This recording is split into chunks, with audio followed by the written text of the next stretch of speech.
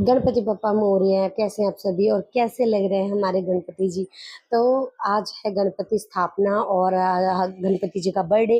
तो ये यहाँ पर अमित जी उनका श्रृंगार कर रहे हैं क्योंकि मेरी तबीयत ठीक नहीं है, तो सारा आज श्रृंगार अमित जी ने ही किया है और वो बहुत परेशान भी हो रहे हैं। तो गणपति जी का पटका सब कुछ अमित जी पहना रहे हैं उनको। सारी तैयारियां अमित जी को करनी पड़ी और मैं देखो कमरे में पीछे लेटी हुई हूँ। तो मेरी तबीयत खराब थी और ये है मेरी ननद और नंद की जिठानियाँ, वो भी मेरी नंदे ही हैं। हेल्प कर दो। हेलो गाइस, फिर खेलेगा फ्री फायर। आप लोगों को पागल करेगा क्योंकि तुमको क्या खराब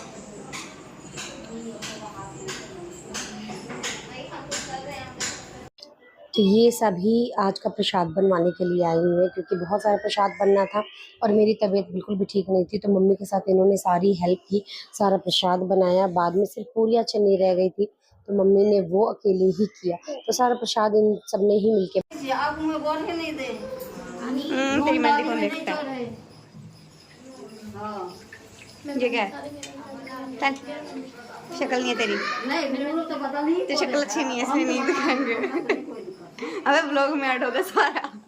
ले ले, ले पागल कहेगी, पागल। भैया लोग से कोई चल रहा है से डाल सारा ब्लॉग खराब कर दिया हूँ। कितने सामने तुमने 5 गो हमरा दे दिए। चुप हो तो नानी बोल सब कुछ बनने के बाद सब कुछ रेडी हो चुका है, प्रिपरेशन हो रही है यहाँ पर अर्घ देने की। तो हम आ गए हैं छत पे, 3rd फ्लोर पे, और यहाँ पर हमने सारा सामान लेके आना है। यहाँ दही की मटकी आ चुकी हैं और यहीं से हम चंद्रदेव को अर्घ देंगे। तो यहाँ पर बच्चे बना रहे हैं चौका। इस चौके के ऊपर ही अर्घ का सामान रखा जाता है और यहीं पर इसको अच्छे से सजाया जाता है, अच्छे से इस पे रंगोली बनाई जाती है और सारा चौका यहाँ इकट्ठा किया जाता है और एक एक करके सभी पूरे चौके को सजाया जाता है। बच्चों ने बहुत ही लगन से मेहनत करके बड़े प्यार से सारा चौका सजाया और मैं अभी ऊपर आई थी क्योंकि मैं सारा दिन उठी नहीं, मेरी तबीयत बहुत ज़्यादा ख़राब हो चुकी थी, मुझे चक्कर बहुत आ रहे थे क्योंकि मैं कई दिनों से सही तरीके से नींद भी नहीं ले पाई थी, सोई नहीं थी। तो यहाँ आज सारा प्रसाद मम्मी ने बनाया है, मेरी नंदों ने बनाया है, मेरी भांजियों ने हेल्प करवाया है। तो उनके घर में पर्व नहीं होना था, एक्चुअली मेरे घर में इतना बड़ा चौका लगता नहीं है। ये फर्स्ट टाइम है कि इतना बड़ा चौका लग रहा है क्योंकि मेरी नंद की जेठानी का भी पर्व मुझे ही करना था, तो हाथ उनका उठाना मुझे ही था, अर्घ भी उनका मुझे ही चढ़ाना था। तो यहाँ पर मेरा जो हमारा जो चौका लगता है वो, और यहाँ पर मम्मी का उनका जो मेरी नंद का जो चौका है वो सारा लगा रहे थे। तो यहाँ मैं लोटा बता रही थी कि स्टील का नहीं रखना है क्योंकि मेरे पास 2 कांसी के लोटे हैं, तो मैंने कहा एक वहाँ लगा देंगे और एक इन पे। तो गुन्नू यहाँ पर कर रही है तैयारी और यहाँ ज्योति भी लगी पड़ी है फटाफट मटकियाँ रखने के लिए दही की, और गुन्नू यहाँ पर आम के पल्ले से कलश बना रही है। तो यहाँ मम्मी सारा प्रसाद डाल डाल रही है, जितने भी अर्घ के लिए डाला वगैरह लगता है उन सब में डाल रही है। तो एक एक करके सारी मटकियाँ रखी जा रही हैं और यहाँ पर ना शाम हो चुकी है, मतलब लगभग अंधेरा होने को है, सारी तैयारियां खत्म हो चुकी है और मेरा बेटा यहाँ पर सबको परेशान कर रहा है। देख रहे हो आप कितना नटखट है, बहुत बदमाश है ये बच्चा।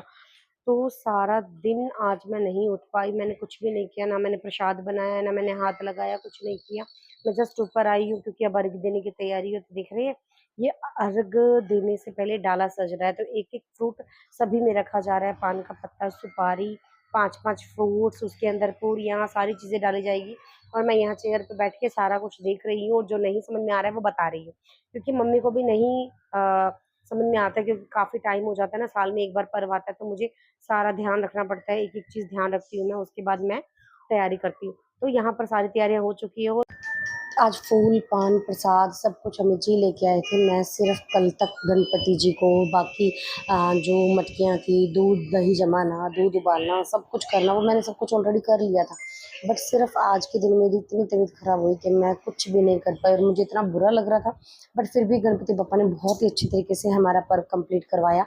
तो यहाँ मेरी भांजी ज्योति लगी हुई है एक-एक फूल डालने के लिए, तो मैं उसको कह रही हूँ कि थोड़ा-सा अच्छे से डाल दे इधर भी डाल, वहाँ भी डाल, जो हमारा फूल पान प्रसाद चढ़ाया है वहाँ पर भी डाल।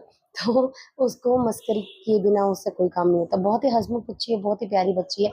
हमारे घर में सारी बेटियाँ बहुत ही प्यारी है, बहुत अच्छी है। तो वो उनकी वजह से ही सारा जो पर्व है वो बहुत अच्छे से हो पाया। सारी तैयारियाँ बच्चों ने मिल-जुल के करवाई और लगा ही नहीं कि आज इतनी सारी प्रॉब्लम होने के बावजूद भी, मतलब कुछ भी नहीं कर पाने के बावजूद भी शायद बच्चे ना होते तो शायद मैं नहीं भी कर पाती, लेकिन उन्होंने महसूस ही नहीं होने दिया, इतना अच्छे से हो गया। और एक्चुअली में एक रीज़न और भी था कि मैं उनका पर्व कर रही हूँ, मेरी नंद की जेठानी का पर्व मैं कर रही हूँ क्योंकि उनके घर में सूतक था, तो इस बार वो पर्व नहीं करने वाले थे, उनको के घर में नहीं होने वाला था। तो उस व्रत उसने किया हुआ था, बट उसने ज्योति की मम्मी ने हाथ नहीं उठाना, हाथ उठाना मुझे था। तो प्रसाद भी मेरे घर ही बना, इवन कि सबका खाना भी हमने अपने घर ही रखा, क्योंकि प्रसाद लेके फिर वहीं पर बैठ के खाना ही था, तो हमने कहा खाना भी हम सब इकट्ठे ही खाएँगे। तो हमारे घर में ना फैमिली जैसा बॉन्ड है, ऐसा लगता ही नहीं कि हम अलग-अलग रहते। तो देखा आपने, कुछ इस तरह मैंने अर्घ दिया और ये दही की मटकियों का अर्घ दिया जा रहा है, फिर उसके बाद फल की टोकरियों का अर्घ दिया जाएगा और चंद्रमा से गणेश जी से प्रार्थना की जाती है कि मेरे परिवार को खूब खुश रखे, निरोगी काया दे, सुख दे, संपत्ति दे, माया दे, बहुत सारा आशीर्वाद दे, घर को ऐसे ही फले-फूले रखे और इस तरह से विनती की जाती है। तो आज का पर्व हम कुछ इस तरह मनाते हैं और हमारे दोहरा पर्व हो जाता है, क्योंकि हम एक तरफ चंद्रदेव को अर्घ दे के गणेश जी का पूजन करते हैं, साथ ही हम गणेश जी की आरती भी करते हैं, गणेश स्थापना भी होती है और 11 दिनों तक हम अपने घर में गणेश जी को रख के उनकी पूजा, सेवा करते हैं और उनको 11वें दिन विदाई देते हैं, अनंत चतुर्दशी वाले दिन। तो यहाँ मैं अर्घ दे चुकी हूँ और मैं हो गई हूँ फ्री। मैंने सबको बोला कि फटाफट से अभी सभी हाथ जोड़ लीजिए, माथा टेक लीजिए और मैं जाके, क्योंकि मुझे बहुत ज़्यादा वीकनेस फ़ील हो रही थी, तो मेरा बेटा यहाँ लड्डू गोपाल जी हमारे, वो भी आशीर्वाद ले रहे हैं, यहाँ पर हमारी माता रानी भी आशीर्वाद ले रही है, तो सभी बच्चे आशीर्वाद ले रहे थे, माथा टेक रहे थे। तो ये हमारा साल का एक पर्व रहता है और सालाना पर्व में हम इतना, मतलब इसे उत्साह से मनाते हैं, इतनी खुशी से मनाते हैं कि पूछिए मत। बट इस बार मेरा थोड़ा-सा डगमगा गया सारा गेम, क्योंकि मैं बीमार हो गई और मैं कुछ भी नहीं कर पाई, तो सभी परेशान हो गए थे।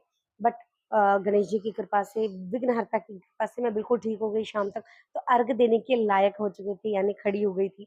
तो यहाँ पर सभी ने माथा टेक लिया था, अब बारी है सभी के प्रसाद ग्रहण करने की।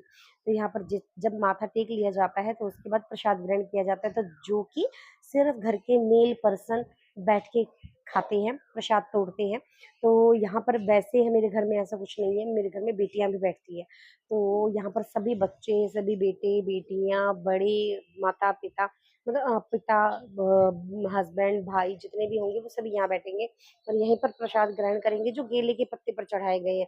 जिसको जितना खाना होगा वो उतना खाएगा। यहाँ पर पापा जी भी मेरे आ चुके हैं और ये देखिए मेरे लड्डू गोपाल कभी पापा जी को जा रहे हैं गले लगाने के लिए, कभी उधर माथा टेक रहे हैं, कभी इधर माथा टेक रहे हैं।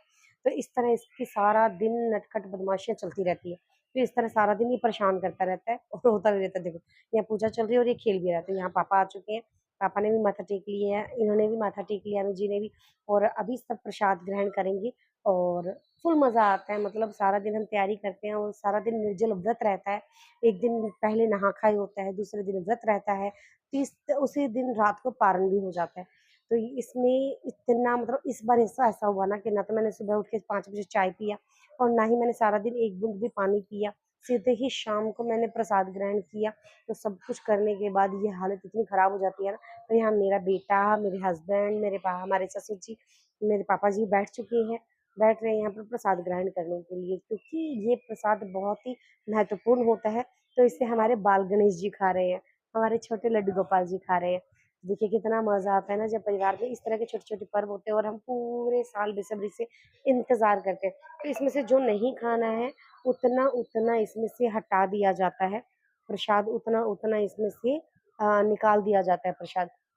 तो निकालने के बाद तो जितना प्रसाद खाया जाएगा उतना खाया जाएगा, बाकी सब प्रसाद थोड़ा-थोड़ा ग्रहण कर लेंगे। तो केले के पत्ते पर बैठ के ही, यहीं पर इसी स्थान पर बैठ के खाना होता है।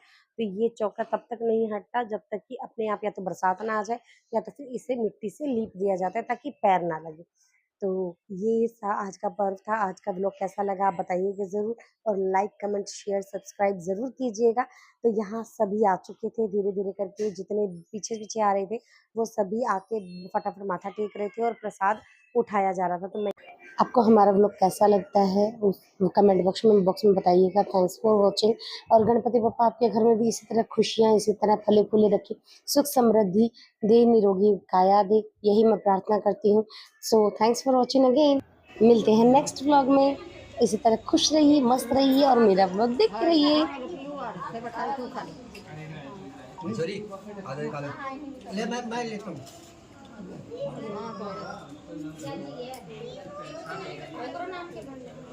आजा बंद कर दे।